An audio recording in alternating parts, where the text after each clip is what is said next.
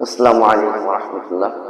نحمده ونصلي على رسوله الكريم. أما بعد، فأعوذ بالله من الشيطان الرجيم. بسم الله الرحمن الرحيم. كل نفس ذائقة الموت. কাছে এবং দূরে কে দেখছেন সকলকে জানা এক শুভেচ্ছা ও মোবারকবাদ। আমাদের থেকে একটি বছর চলে যাচ্ছে 2024 সাল। এই দুনিয়ার জিন্দগিতে আমাদের জন্য মূল পুঁজি হচ্ছে সময়। আল্লাহ তাআলা সূরা আসরের ভিতরে বলেছেন, বিসমিল্লাহির রহমানির রহিম, ওয়াল আসরি ইন্নাল ইনসানা লাফি খুসর ইল্লাল্লাযীনা আমানু ওয়া আমিলুস সালিহাতি ওয়া তাওয়াসাউ বিল হাক্কি ওয়া তাওয়াসাউ বিস সাবর। সাদাকাল্লাহুল আযীম। আল্লাহ তাআলা এই সূরার ভিতরে, সূরা আসরের ভিতরে আল্লাহ তাআলা সময়ের কসম খেয়েছেন। মূলত এখানে আল্লাহ তাআলার কসম খাওয়ার কোনো প্রয়োজন নেই, তারপরেও আল্লাহ তাআলা কসম খেয়েছেন, সময়ের কসম খেয়েছেন। কেন? সময়ের গুরুত্ব বোঝানোর জন্য। আল্লাহ তাআলা আমাদেরকে পৃথিবীতে পাঠিয়েছেন, একটা পুঁজি আমাদেরকে দিয়েছেন সাথে, সেই পুঁজিটা হচ্ছে সময়। যেমন আমরা আমাদের দেশ থেকে অনেকেই বহির্বিশ্বে যাই, অন্য দেশে যায় অর্থ উপার্জনের জন্য। তো সেই দেশে যাওয়ার তার মূল পুঁজি হলো সময়। হয়তো কারো 2 বছরের ভিসা, কারো 3 বছর, কারো 5 বছর। এই যে ভিসা, এই যে সময়, এটাই হচ্ছে তার মূল পুঁজি।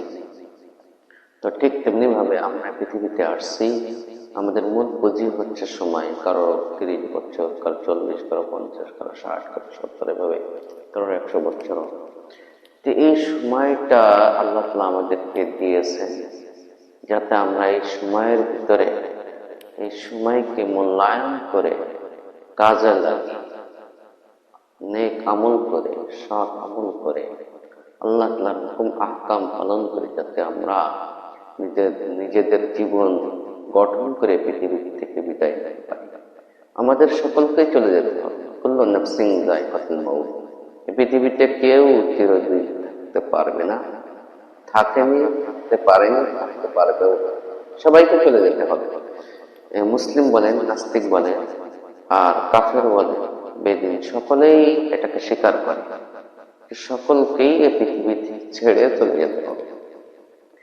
তোমরা যে কথা বলতেছিলাম যে আজ একটা রাত, 2024 সালের শেষ রাত, এই রাতটা চলে যাচ্ছে। 2024 সাল চলে যাচ্ছে, আজ শেষ রাত। এই রাতে অনেকেই 31st নাইট এটা পালন করতেছে ডিজে পার্টির মাধ্যমে। অথচ তার মানে আগামী কাল থেকে জানুয়ারি, 1 জানুয়ারি। তো জানুস থেকেই কিন্তু জানুয়ারি। এটা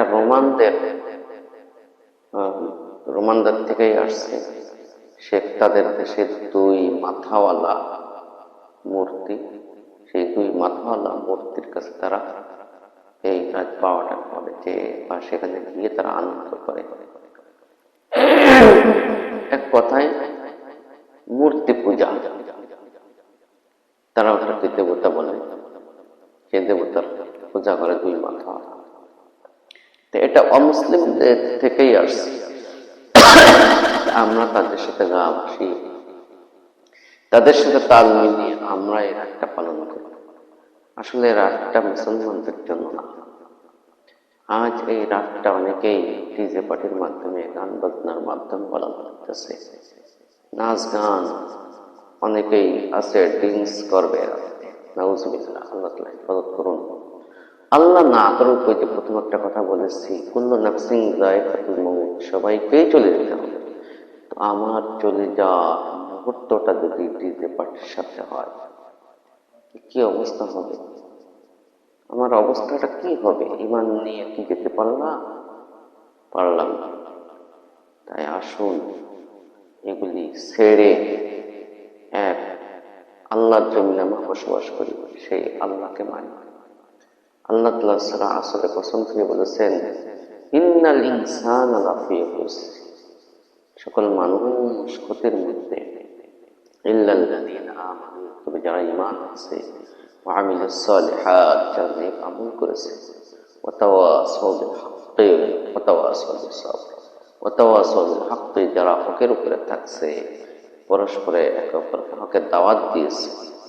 হকের উপর থাকতে গেলে মুসিবত আসবে, তো সেই মুসিবতে ধৈর্য ধারণ করেছে, ওয়াতাওয়াসাউ বিস সাবর, ধৈর্য ধারণ করেছে, আর একজনকে ধৈর্য ধারণের আহ্বান করেছে।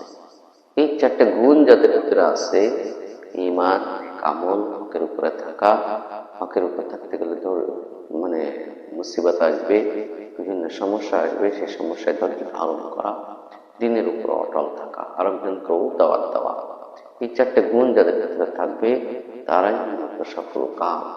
এই পৃথিবীতে তারাই সফলতা নিয়ে যেতে পারবে। আর আসল সফলতাই হচ্ছে ঈমানের সাথে পৃথিবীর থেকে বিদায় নিয়ে যাওয়া আর জাহান্নাম থেকে মুক্তি পেয়ে জান্নাত যাওয়া, এটাই হচ্ছে মূল সফলতা। এছাড়া কোনো কিছুর ভিতরে সফলতা নেই।